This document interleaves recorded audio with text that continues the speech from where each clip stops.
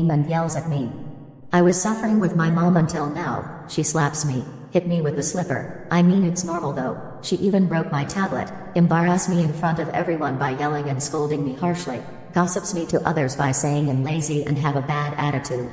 I admit I kinda, but it's not really my fault. I am a human and I have feelings too. I get mad, happy, sad, blah blah blah. I always get mad when my mom yells at me for just a tiny mistakes. I admit, I disrespect my mom for doing that, but it's not really my fault. My mom then renovate our house and buys it while my grandma move on into the other house next to us. There are two houses in one place. My mother's house and my grandma's house was very close to each other.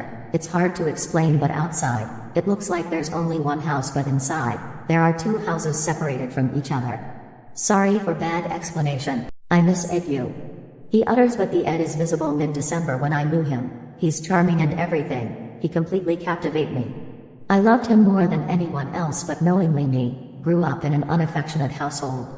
I was ashamed that when I confess, I'd fear the words I would leave about him might surpass the depth of my actual love for him. I was wrong. I learned how to love him beyond what I know about love. Fast forward, finally I could have him, not owned him. I want him to be his own person. The bond between us two is everything, all at once. Only few knew us dating, because we want to keep it private but not secretive. He introduced me to his family. I thought they never liked me. Because I never did. I never thought I would be liked. I never thought I would be loved. Things move fast. I have to move out to another city for college. I still remember how we cried the night before my flight. Please, promise me I'd be the one you marry?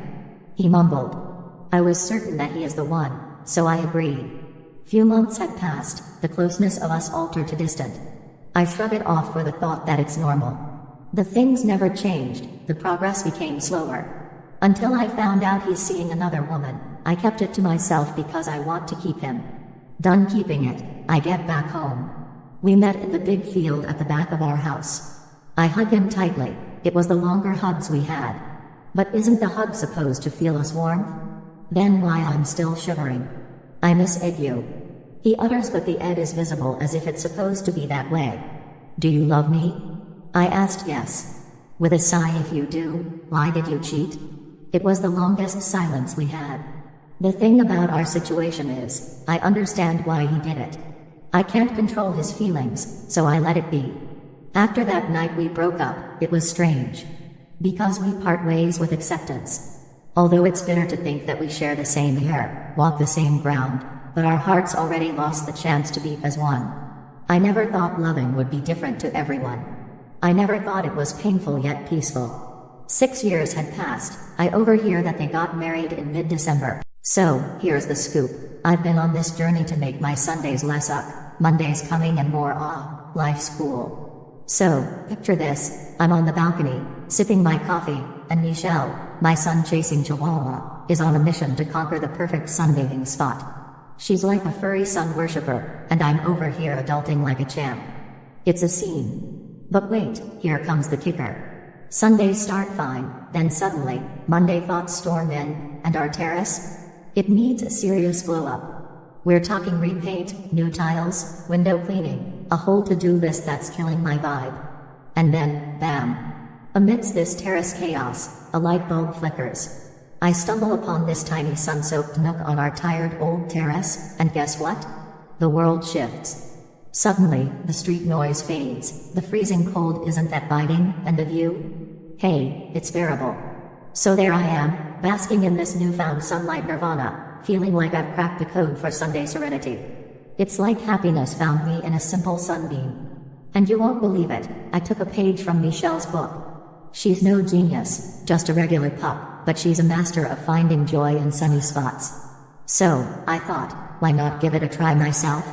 Off I go on a quest for my own slice of sun, and bingo. The day transforms from May to heck yeah. But hey, I didn't stop there. I sat back, closed my eyes, and pondered the mysteries of life. Or maybe just thought about what I wanted to learn today. Then I had this idea. I decided, let's hit up YouTube and learn some cool stuff. I stumbled upon TED Talks, one about making learning as addictive as scrolling through social media. Mind-blowing, right? Then I came across another talk, this dude Josh Kaufman sharing how to learn anything in 20 hours, debunking that 10,000 hour myth. Like, who knew? So, here's my grand plan. I'm gonna dive into learning how to write better in English just by doing it. But here's the catch. I can't decide on one thing to write about. So, I'm going rogue, starting a blog where I just let my thoughts run wild. No limits, no boundaries, just me and my keyboard. I figure this way, I'll learn heaps without stressing about picking one thing.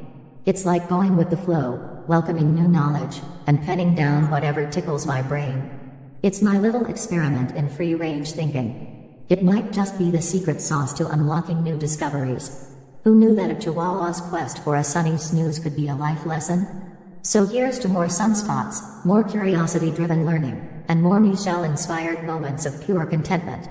Cheers to Michelle, my furry mentor in the art of seizing happiness in the simplest of places.